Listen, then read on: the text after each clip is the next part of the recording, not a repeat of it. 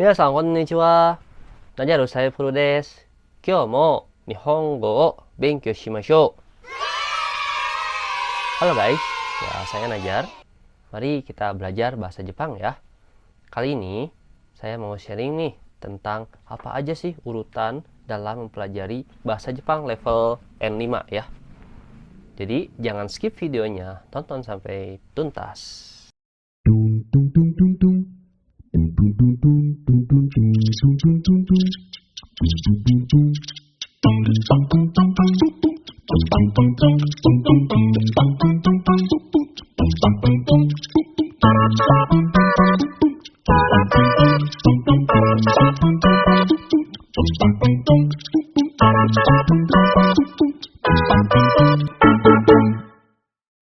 Oke teman-teman, terima kasih bagi yang masih standby. Ngomong-ngomong tentang N5, baiknya sih kita kenali dulu tentang JLPT. Teman-teman sekalian udah pernah tahu JLPT atau JLPT ya nyebutnya. Itu adalah singkatan dari J-nya Japanese, L-nya Language, P-nya Proficiency, dan T-nya itu Test. Nah, merupakan tes bahasa Jepang resmi untuk mengukur kemampuan bahasa Jepang yang dimiliki oleh penutur asing. Nah, JLPT yang diselenggarakan oleh Japan Foundation dan Japan Educational Exchange and Service terdiri dari 5 level, yaitu N5, N4, N3, N2, dan N1. Nah, dari N5, 4, 3, 2, dan 1 itu, N1 lah yang paling tinggi levelnya ya.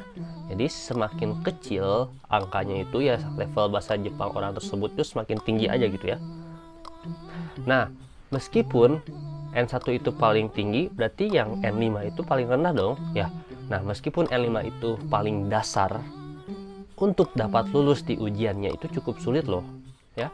Peserta tes itu diharapkannya telah memahami sekitar 821 kosakata bahasa Jepang ya pastinya, dan 103 huruf kanji. Ada juga yang menentukan 110 kanji ya. Nah, untuk bisa lulus tes dengan nilai yang memuaskan, jadi peserta tesnya itu diharapkan telah belajar bahasa Jepang minimal tuh sekitar 300 jam. Oleh karena itu, baiknya kita harus tahu urutan belajarnya supaya nggak ada yang kelewat ya nggak sih?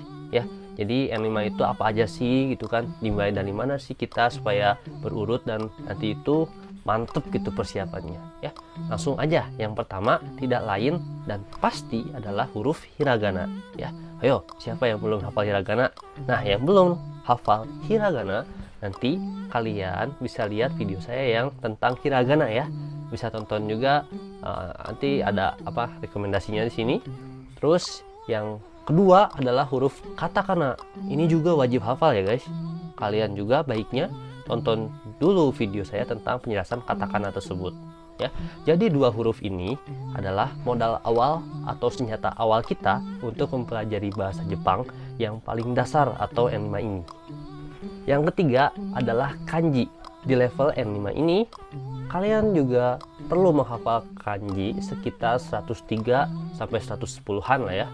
Tapi tenang aja teman-teman, santai aja. Untuk kanji ini kita bisa pelajari nanti di akhir ya.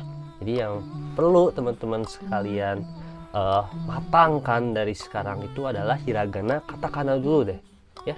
Hiragana katakana itu udah harga mati, wajib hafal dulu ya, karena itu senjata awal kita. Kalau itu susah nanti terhambat, bisa tapi terhambat ya. Jadi mending hafalkan dulu hiragana dan katakana. Selanjutnya adalah salam dan ungkapan umum serta cara memperkenalkan diri ya. Teman-teman juga harus tahu ini, nanti juga akan keluar di N5 ya. Setelah itu ada konjugasi kata benda, konjugasi kata sifat, dan konjugasi kata kerja nih yang paling membuat kita itu migrain ya. Yang kata kerja ini. Nah, selanjutnya adalah penggunaan partikel. Masing-masing partikel nanti ada yang ini tuh pasnya itu pakai partikel apa sih gitu ya, dan lain-lain. Nanti kita akan lebih terperinci bahasnya di konten tersendiri pastinya ya. Selanjutnya kita juga perlu mengetahui, mempelajari tentang angka ya, angka 1 sampai 10 dan seterusnya.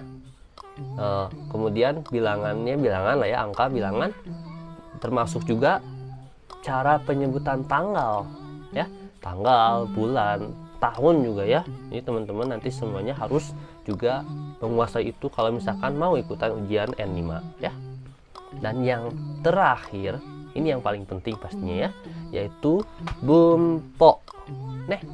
Bumpo to yu kotoba ga wakarimasu ka? Ada yang tahu apa itu bumpo? Ya. Bumpo itu grammar atau pola kalimat dalam bahasa Jepang ya. Dinamain bumpo. Nah, ini yang pastinya kita harus pelajari juga ya. Jadi kita kan supaya bisa memahami kalimat itu artinya apa ya, kita juga harus paham dulu si pola kalimatnya, struktur kalimatnya. Kalau misalkan itu kita kurang memahaminya ya nanti bisa gagal paham ya. Malah kan ya pastilah di setiap ujian itu suka ada soal yang menjebak. Nah, makanya teman-teman sekalian yang grammar juga ini makanya saya sebut yang paling penting ya, di samping yang semuanya penting ya, cuman ini yang paling penting pastinya grammar. Nah, mari bahas itu semua satu persatu ya. Untuk listening, teman-teman baiknya juga membiasakan nonton drama atau anime ya, supaya telinga kita juga terbiasa mendengar bahasa Jepang yang pasti akan bermanfaat di ujian Chokai atau listening nantinya ya. Jadi dari sekarang tuh mulai nonton-nonton drama Jepang ya. Jadi selingin drama Korea, drama Jepangnya. Sekarang kan orang Indonesia banyaknya drama Korea ya. Drama Jepangnya juga nih dikit-dikit supaya terbiasa gitu kan ya. Nah, setelah itu nanti ya supaya terbiasa lah gitu kan.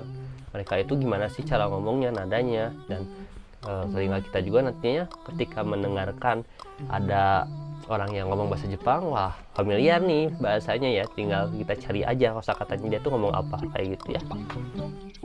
Oke, jadi itu aja yang bisa saya share di video kali ini ya. Di konten selanjutnya ya, kita akan cicil sedikit demi sedikit pembahasan materi N5 ya. Jika kalian suka, mohon bantuan subscribe-nya juga ya guys.